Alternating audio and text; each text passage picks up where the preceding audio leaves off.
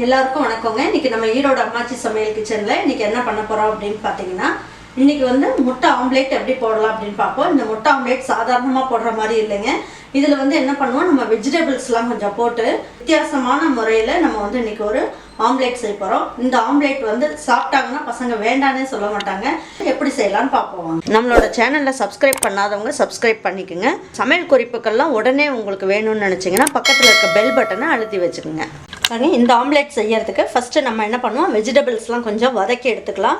ஒரு 2 ஸ்பூன் அளவுக்கு எண்ணெய் ஊற்றிக்கோங்க. இதில் நான் 2 பச்சை மிளகாயை விதையெல்லாம் எடுத்துட்டு கட் பண்ணி எடுத்து வச்சுருக்கேன். இப்போ இதில் போட்டுக்கலாம். ஒரே ஒரு பெரிய வெங்காயத்தை பொடியாக கட் பண்ணியிருக்கேன் நீல வாக்கில், அதையும் போட்டுக்கலாம்.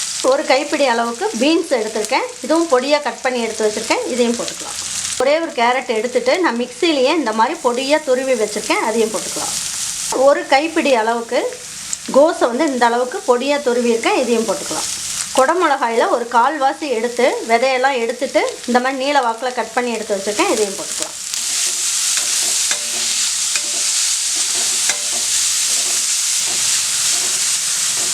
ஒரு அரை ஸ்பூன் அளவுக்கு உப்பு போட்டுக்கலாம். 1/4 ஸ்பூன் அளவுக்கு பெப்பர் பொடி இருக்குது, அதை போட்டிருக்கேன். அப்புறம் ஒரு 1/4 ஸ்பூன் அளவுக்கு ஜீரக பொடி இருக்குது, அதையும் போட்டுக்கலாம். மஞ்சள் தூள் வந்து எதுக்கு போட்டிருக்கேன்னா முட்டையோட கவுச்சி வாசம் வராமல் இருக்கிறதுக்கு இதை போட்டிருக்கோம். ஒரு 1/4 ஸ்பூன் அளவுக்கு ரெட் சில்லி பவுடர் போட்டுக்கலாம்.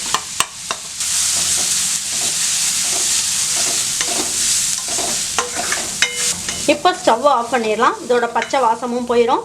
கேரட் பீன்ஸ் எல்லாமே நல்லா வதங்கிடுச்சு. இது கொஞ்சம் நேரம் ஆறட்டும். இப்போ இது ஆறுனதுக்கப்புறம் என்ன பண்ணலான்னு சொல்கிறேன். இப்போ நம்ம என்ன பண்ணலாம், முட்டையை வந்து இதில் போட்டு நல்லா மிக்ஸ் பண்ணிடலாம்.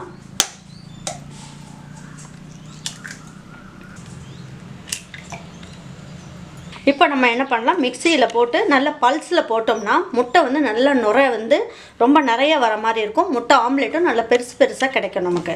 இப்போ நான் வந்து மிக்சியில் பல்ஸில் போட்டு உங்ககிட்ட காட்டுறேன் பாருங்கள். இந்த முட்டை ஆம்லேட் வந்து நல்லா புஷ்ஷுன்னு வர்றதுக்கு என்ன பண்ணணும்னா, 1 ஸ்பூன் அளவுக்கு எண்ணெய் சேர்த்துக்குங்க.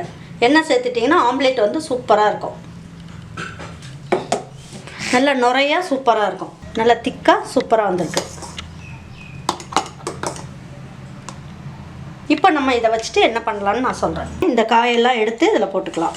இப்போ நம்ம என்ன பண்ணலாம், இந்த முட்டை எடுத்து இதில் போட்டுக்கலாம். முட்டை பாருங்கள் நல்லா திக்காக வந்திருக்கு பாருங்கள். மல்லித்தலையை கொஞ்சமாக போட்டுக்கலாம்.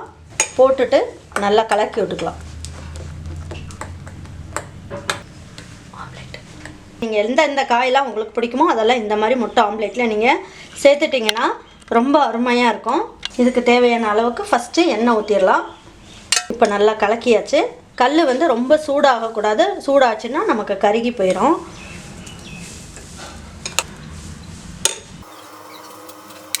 எந்த சைஸ் வேணுமோ நீங்கள் போட்டு நீங்கள் ஆம்லேட் போட்டுக்குங்க, ரொம்ப அருமையாக வரும் உங்களுக்கு.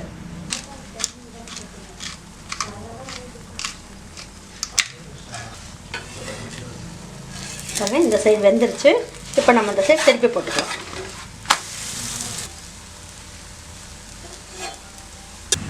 பாருங்கள் ஆம்லேட் பாருங்கள் நல்லா புஷ்ஷுன்னு நல்லா அடர்த்தியாக ரொம்ப நல்லா வந்திருக்கு பாருங்கள்.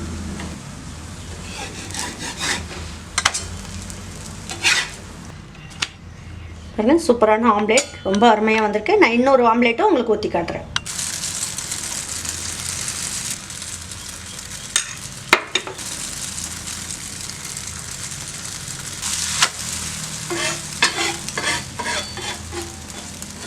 இப்போ நம்ம இதை திருப்பி போட்டோம்.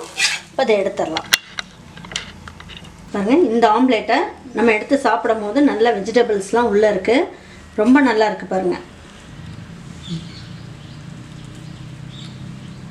நல்ல காய்கறியெல்லாம் போட்டு செஞ்சுருக்கிறதுனால ரொம்ப நல்லாயிருக்கும். இன்றைக்கி நம்ம சூப்பரான ஆம்லேட் ஒன்று செஞ்சிட்டோம். இந்த ஆம்லேட் பாருங்கள், நம்ம காய்கறியெல்லாம் வேண்டான்னு சொல்கிற பிள்ளைங்க கூட இந்த ஆம்லேட்டில் நம்ம வெஜிடபிள்ஸ்லாம் போட்டு நல்லா வதக்கி போட்டு செஞ்சு நம்ம பண்ணியிருக்கிறதுனால ஆம்லேட் ரொம்ப ரொம்ப நல்லா திக்காக சூப்பராக ரொம்ப நல்லா ஸ்பான்சியாக ரொம்ப நல்லா வந்திருக்கு. இந்த ஆம்லேட் சாப்பிட்டுட்டு பசங்க இந்த ஆம்லேட் வேண்டானே சொல்ல மாட்டாங்க. அந்த அளவுக்கு டேஸ்ட் வந்து ரொம்ப அருமையாக இருக்குது. கண்டிப்பாக உங்கள் வீட்டில் இருக்க பிள்ளைங்களுக்கும் பெரியவங்களுக்கும் நீங்கள் இந்த மாதிரி ஆம்லேட் ஒன்று செஞ்சு கொடுங்க. செஞ்சு கொடுத்துட்டு அவங்களுக்கும் உங்களுக்கும் பிடிச்சிருந்ததுன்னா லைக் பண்ணுங்கள், ஷேர் பண்ணுங்கள், சப்ஸ்கிரைப் பண்ணுங்கள், மறந்துடாமல் கமெண்ட்ஸ் பண்ணுங்கள். தேங்க்யூ ஃபார் வாட்சிங் ஈரோடு அம்மாச்சி சமையல். தேங்க்யூ.